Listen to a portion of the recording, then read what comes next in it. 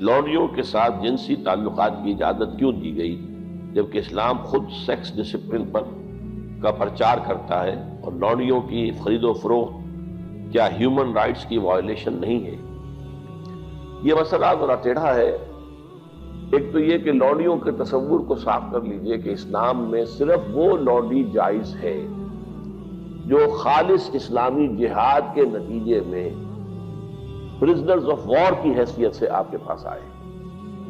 یہ نہیں ہے کہ کسی آزاد لڑکی کو، عورت کو پکڑا اور اسے زبردستی جو ہے وہ کہیں بیچ دیا اور وہ غلام ہو گئی، یا جیسے کہ امریکنوں نے کیا تھا کہ ہزاروں ویسٹ افریقن کنٹریز سے یہ حبشیوں کو پکڑا اور ان کو لے جا کے وہاں پر جو ہے منڈیوں میں بیچ دیا۔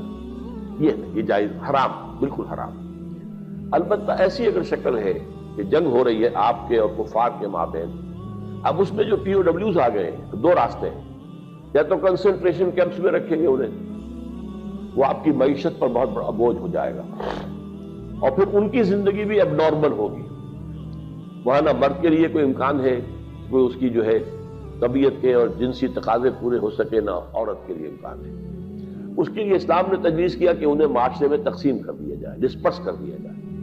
معاشرے میں جائیں گے وہ کسی کا غلام بن گیا ہے، کسی کی لونڈی بن گئی ہے۔ اب ان کو حکم دیا گیا جو خود کھاتے ہو وہ انہیں کھلاؤ، جو خود پہنتے ہو انہیں پہناؤ، اور ان سے اگر کوئی سخت کام لینا ہو تو اس میں خود بھی شریک ہو جاؤ۔ انہیں یہ احساس نہ ہو کہ چونکہ ہم غلام ہیں تو ساری سختی ہم پر ہی ہے۔ اور ان کے لیے بھی پھر یہ کہ نیکی کے کاموں کے اندر یہ ہے کہ ان کو آزاد کر دینا، یہ بڑے نیکی کا کام۔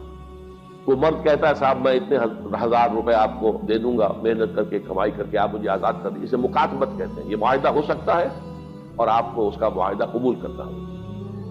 پھر وہ لونڈیاں جو ہے وہ پھر ان مالکوں کے تصرف میں آتی ہیں، وہ منکوحہ بیویاں نہیں ہیں، وہ دو کیٹیگریز علیحدہ ہیں جو ہم نے پڑھ لیا ہے سورہ معارج میں بھی اور سورہ مومنون میں بھی۔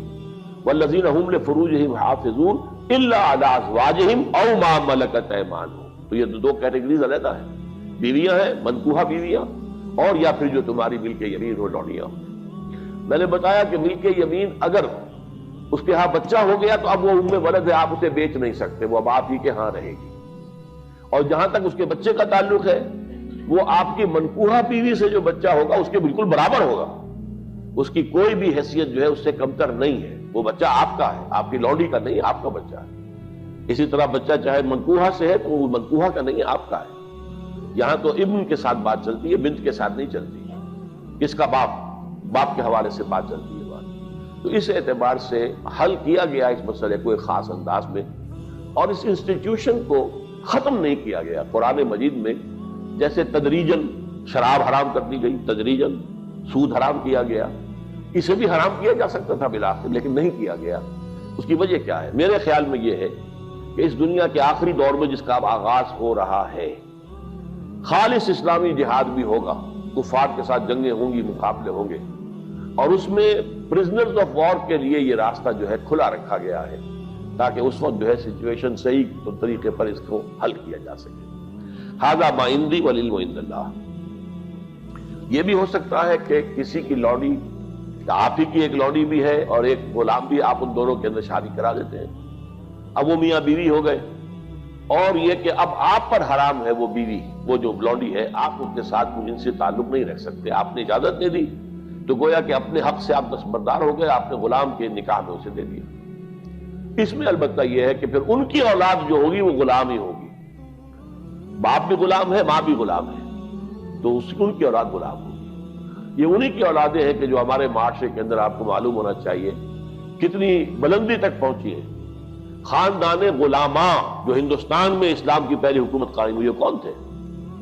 قطب الدین ایبک غلام تھا، شمس الدین التتمش غلام تھا، غیاث الدین بلبن بہت زبردست حکمران تھا، روب و داغ والا، غلام تھا۔ یہ غلام خاندان تھا، خاندان غلامہ کے نام سے آپ نے ان کی تاریخ پڑھی۔ اور اس وقت مصر میں بھی ممالک کی حکومت تھی، مملوک کہتے ہیں غلام کو، ملکیت ہوتا ہے وہ اپنے آقا کی، ممالک کی حکومت تھی بہت بڑی، تو ان کو۔ اور پھر ہمارے یہاں بڑے بڑے ائمہ ہیں غلام، کہ جن سے جو بڑے خلفاء ہوتے تھے ان کے بچے بھی ان سے تعلیم حاصل کرتے تھے، تو ان کی جوتیاں سیدھی کرتے تھے، آپس میں لڑتے تھے۔ یہ مامون الرشید اور امین الرشید دو جو بیٹے تھے ہارون کے، وہ آپس میں لڑتے تھے کہ اپنے استاد کی جوتی میں سیدھی کروں گا، وہ کہتا میں سیدھی کروں گا، حالانکہ وہ غلام ہوتا تھا۔ تو یہ اسلام نے سٹیٹس دیا ہے انہیں، اور بہت ہی خوبصورت انداز میں اپنے معاشرے میں ابزارو کر